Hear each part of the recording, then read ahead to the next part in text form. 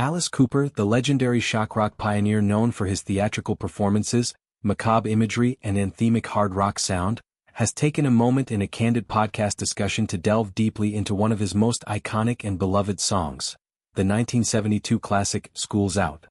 This track, which exploded onto the charts and became a staple of summer freedom and youthful rebellion, remains a cultural touchstone more than 5 decades later. Cooper's reflections reveal not just the song's origins but also why it continues to resonate across generations, capturing a universal emotion that transcends time, trends and even musical eras. The conversation unfolded as Cooper reminisced about his early days with the original Alice Cooper Band, a group that blended garage rock energy with glam theatrics and a provocative edge that often courted controversy.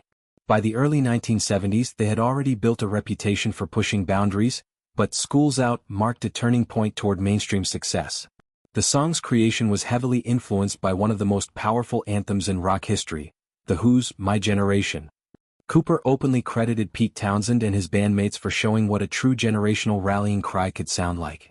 "We understood what an anthem was after hearing My Generation," he explained, highlighting how that 1965 track taught them the power of direct, defiant communication with young audiences who felt alienated or misunderstood. What makes an anthem endure, according to Cooper, is its ability to forge an immediate, personal connection with the listener, no matter how much time has passed.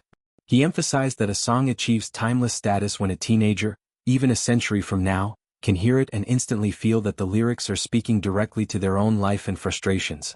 It's an anthem because 100 years from now a 16-year-old kid hears that song and goes, "Oh, he's talking about me." This insight underscores the psychological hook of great rock music. It doesn't just entertain, it validates experiences, especially those tied to rebellion, freedom, and the shedding of constraints. At the heart of School's Out lies a brilliantly simple yet profoundly relatable premise. Cooper and his bandmates recognized a near-universal truth among young people. School for many represents boredom, restriction, authority, and a daily grind that feels endless. At the same time, everybody hated school, he noted matter-of-factly. Rather than crafting a complex political statement or abstract metaphor, they zeroed in on the raw emotion of liberation. The song isn't merely about the end of classes for the season. It's about capturing the explosive joy of those final moments when the bell rings on the last day, desks are abandoned, and summer stretches out like an open promise of adventure, no rules and pure possibility. Cooper described the goal as bottling the last 3 minutes of the last day of school before summer vacation. That specificity is key to the song's magic. It's not a vague celebration of youth, it's hyper-focused on a precise, euphoric instant that almost everyone who has ever been a student can recall vividly: the rush of papers flying, friends shouting, the bell echoing through hallways, and the sudden realization that freedom has arrived.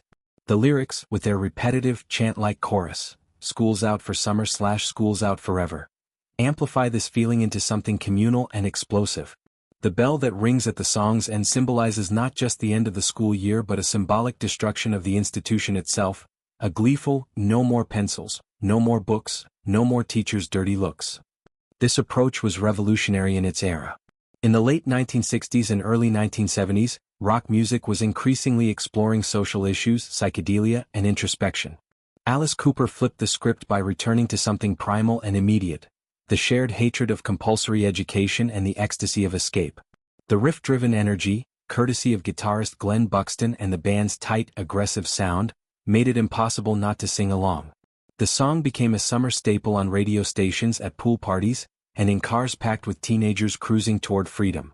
Beyond its surface-level fun, School's Out carries layers of meaning that have evolved over time. For some, it represents pure escapism. For others, it's a subtle critique of rigid educational systems that stifle creativity. Cooper's shock rock persona added an ironic twist. Here was a man who staged executions on stage singing about the end of school as if it were a violent liberation.